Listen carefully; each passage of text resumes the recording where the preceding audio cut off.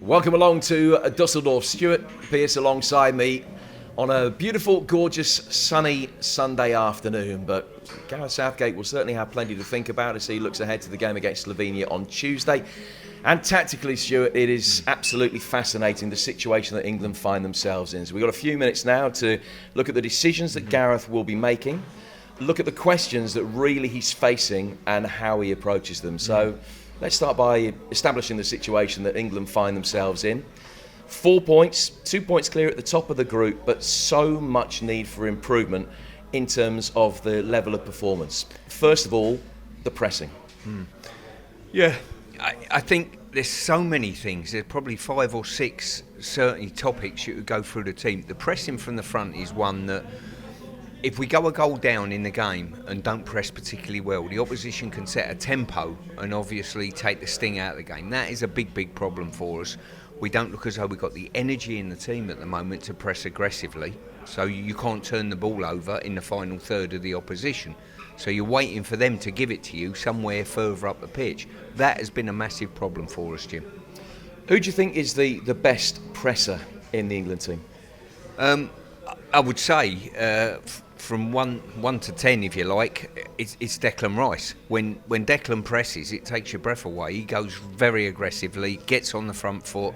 He's got the physical prowess to brush people aside and take it off them. But he plays in such a deep lying role, Jim, just in front lap back line. He can't influence the initial press in the front line or just behind it in those number 10 areas. So he's almost redundant when it comes to pressing. England's pressing statistics have been well documented in this tournament so far. They're one of the worst 4 in terms of pressing. The pressing index is up in the mid-20s, the average historically under Gareth, and the lower the number, the better. It's been down sort of the 10-11 mark. Why is it so important that England can rectify that? Well, I think energy in the team's a big one. You know, pressing requires energy, dynamic energy, and doing it at the right times, not doing it blind, doing it collectively and doing it with dynamic energy. You can win the ball further up the pitch and you're closer to the opposition's goal, for one. And secondly, you're catching teams when they're out of balance. They spread to play, and the quicker you can turn that ball over and attack the goal quickly, all of a sudden they're unhinged, they're unbalanced, and they haven't got 10 men behind the ball. That's why it's so important to press aggressively. If you don't do that, flip side of it, come away from the ball, defend compactly to set a trap to the opposition, to turn the ball over and counter-attack quickly. So that's a dynamic way of playing. But we're not seeing that either, Jim, within the team. So that lack of counter-attacking ability, the lack of pace really that has been evident in the forward line is another issue that Gareth will be contemplating. The third one, before we start looking at individual positions, is the lack of a balance in the attack, that everything has been coming down the right-hand side and that there's been nothing down the left, because England aren't in a position to bring the best out of Phil Foden. Exactly that. I don't think the fact that we got a left back with a right foot has not helped us in regard. The stats tell you that. You know, you've done some brilliant work in regard to the stats. I think in the last game, 2 crosses from the left-hand side, I think. Yeah. And it's just not enough.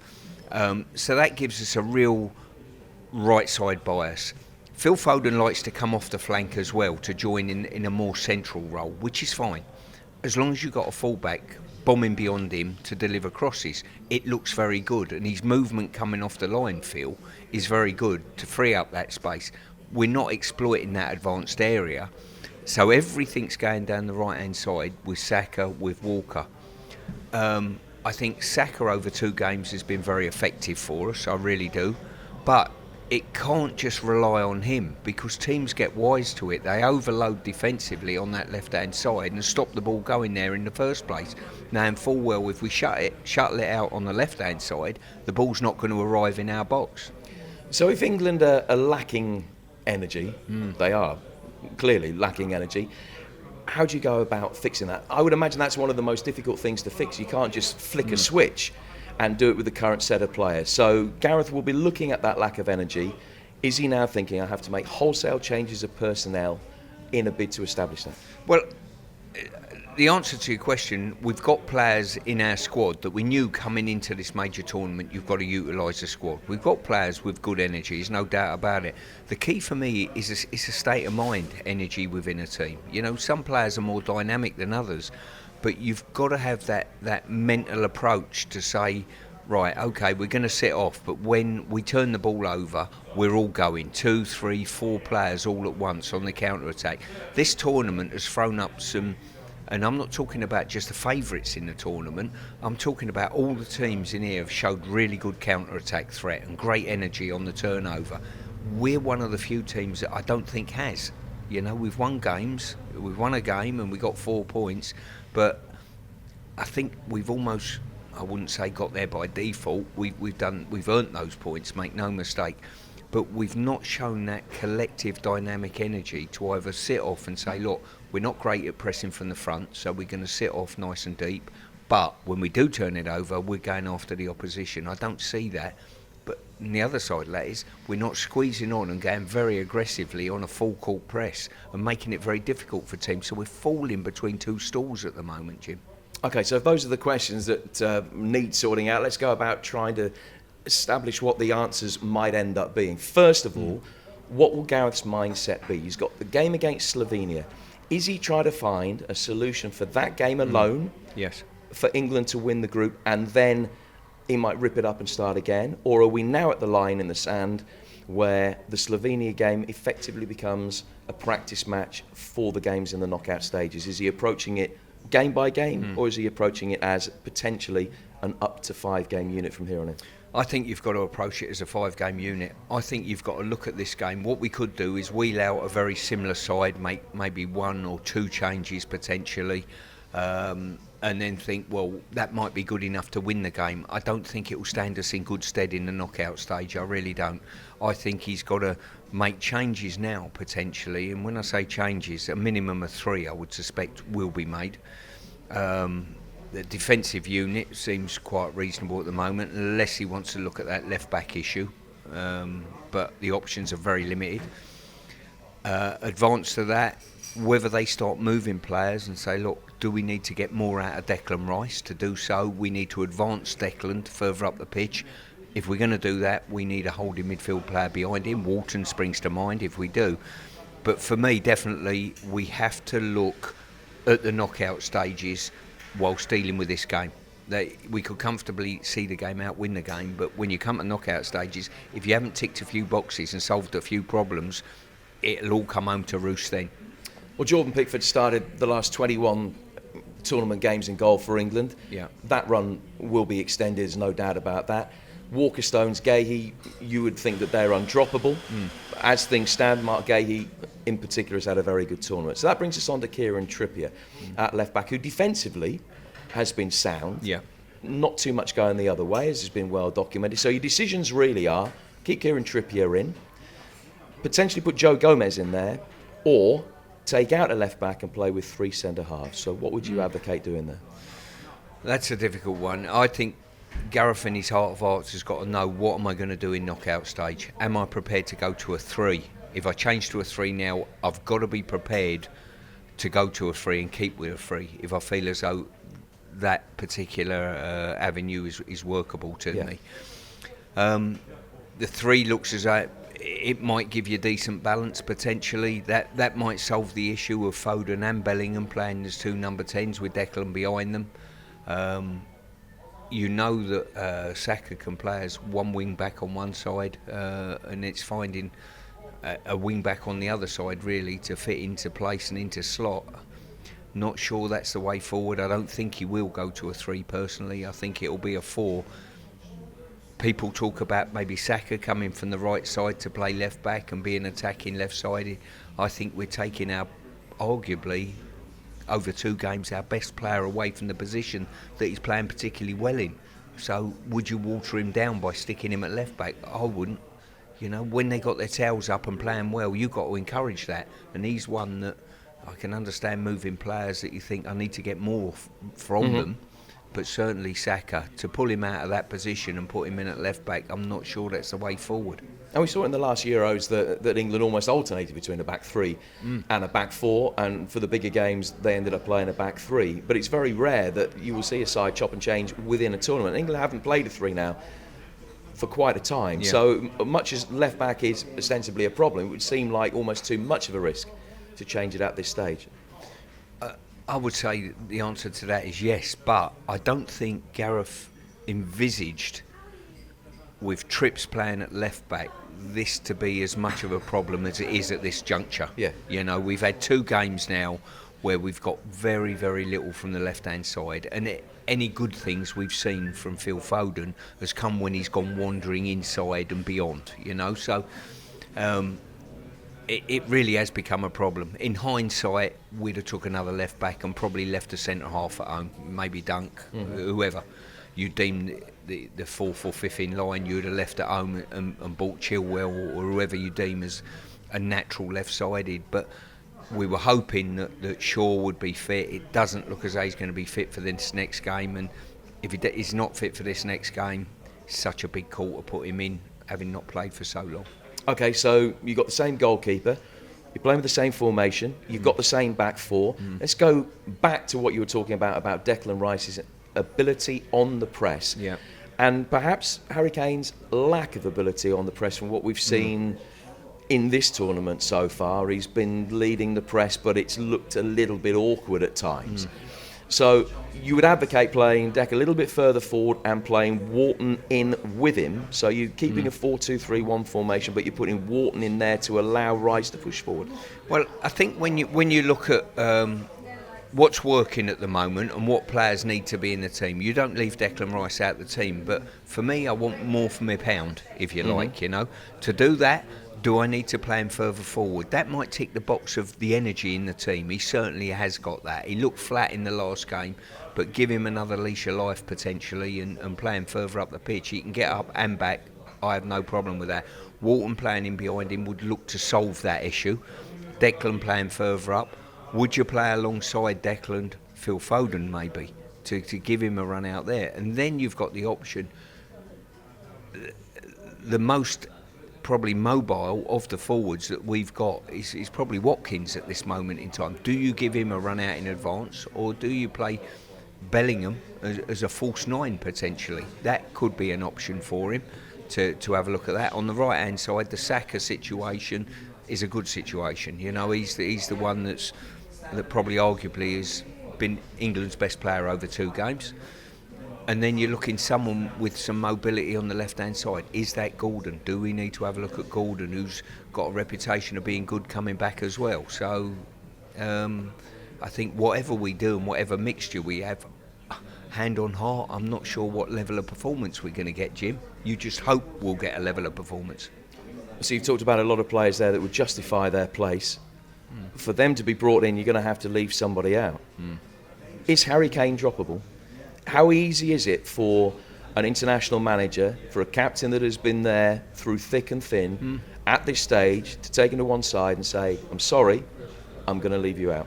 Well, I think you dress it up in slightly different ways. We got 4 points, we're out the group, we've qualified. That's the initial thing we needed to do. So you dress it up in a slightly different way and say, look, I think you looked a little bit flat in the games that you've played, both games, to be fair. Going to give you a break to freshen you up a little bit, and I'm going to put someone else in, Michael. And Harry Kane's a sort of individual and a sort of captain. The reason why he is captain is because he's totally selfless to the group, and I think he'll accept that. I don't think any of the players with competition from places can ever turn around and say, look, the manager's not backed me when he has backed me, or left me out and left me high and dry. You know, that's the one thing Gareth doesn't do, and his man management skills are outstanding. Would you pick Harry for the Slovenia game? No, I wouldn't. I would have a look at somebody else in the hope that I thought, if I play Harry, I know what I'm going to get. I need to find out some answers, Jim, in this game to take forward into the knockout stage. If I played Harry Kane, he plays well, I've learnt nothing. If he plays badly, I've learnt nothing. So by playing somebody else, all of a sudden, that might be the option that I might go back to Harry come the knockout stages, but I know full well I might have Watkins behind me or a deep line Bellingham behind me that I think works quite well, and I can utilise that from the bench. And you talked about Jude there. Wasn't at his best in the last game. Do you think this is the time to give Jude a rest as well? Well, listen, we think he's a machine. He's a 20-year-old young man that's played a hell of a lot of games this year. He looks flat as a pancake in the last game. Make no mistake, he played well in the first game. Yeah. You know what I mean? So you don't leave someone out high and dry. You do every opportunity, and you see them in training as well. How do they look around the place in training? That's tournament football management for you as well. How are these boys looking? Are they looking dead on their feet? Do they need a lift, or do they need backing putting into the team? You and I are not privy to that. We can talk around the subject all we want. Managers see it on a daily basis. What they like around the training camp. Do they look flat on the training pitch? Slovenia will play like Iceland did in the last of the warm-up games. They will play with a deep, compact 4-4-2 to try and break England down on the counter-attack. England were very poor in that game against Iceland. So how do they change things with the personnel that you're thinking of for starting this game? And I'll ask you in a moment as to what your team would be. But what do England need to do to be able to overcome a deep, compact, low block, which has historically been a problem? Well, if you asked me 2 games ago, the name Trent Alexander-Arnold springs to mind, you know. Somebody who's got a passing range of 60 yards and can drop the ball. But Trent's gone in, and Trent's not looked to play that pass as readily as I'd liked.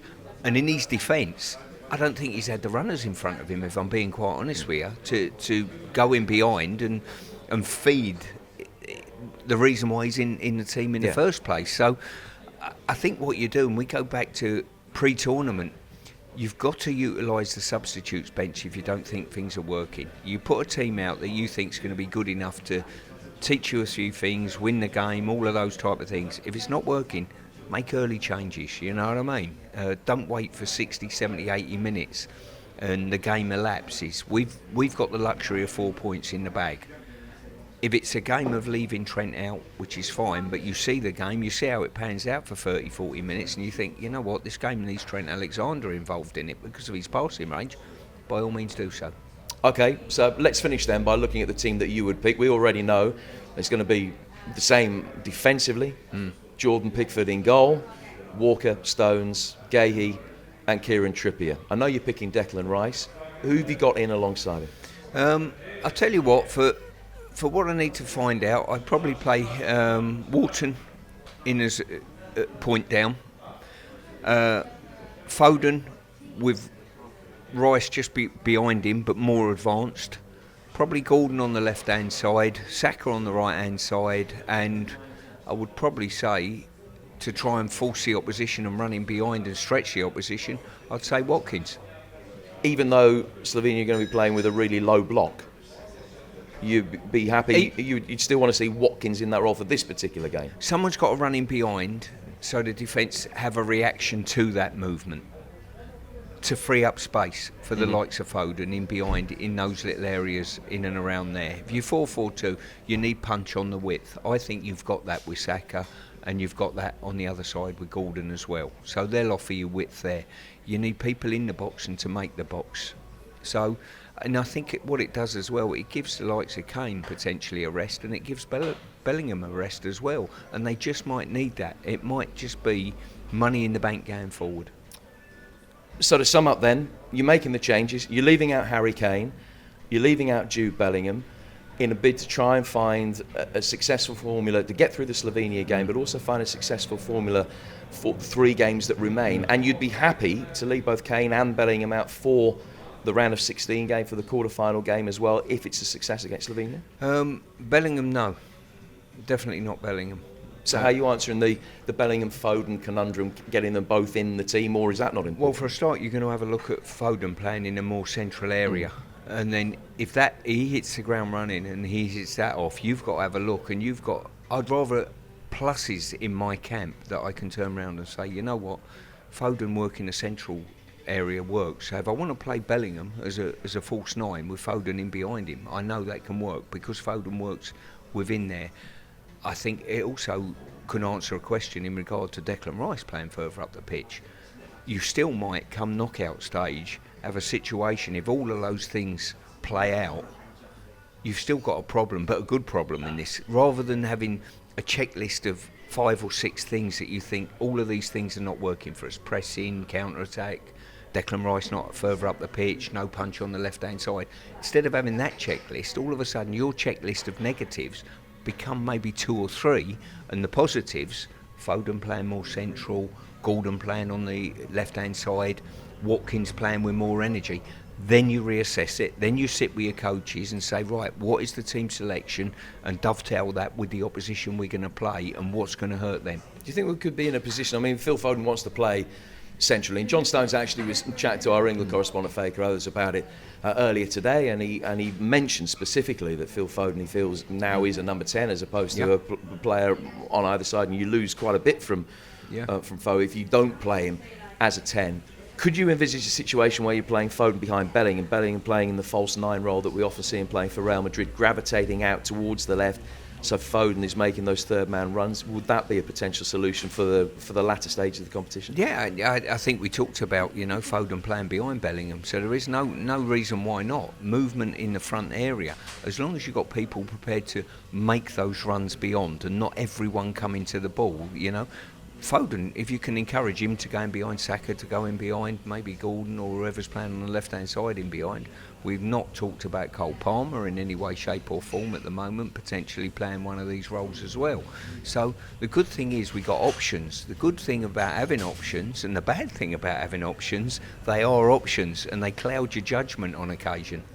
Well, certainly plenty of talking points. The game taking place Tuesday night in Cologne. It's not a million miles from here, about 30-40 minutes down the road. Plenty of England fans down there in town already. We've got continued build-up, of course, between now and then. All of these questions will be dissected on air, I'm sure, and you'll be having the same discussions as well. We'll find out together about an hour and 15 minutes before kick-off exactly the side that has been picked. And the game itself, with Adrian Durham with the build-up, Stuart alongside me in Cologne, kicks off 8 o'clock on Tuesday night on talkSPORT.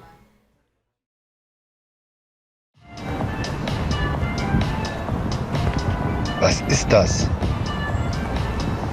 talkSPORT?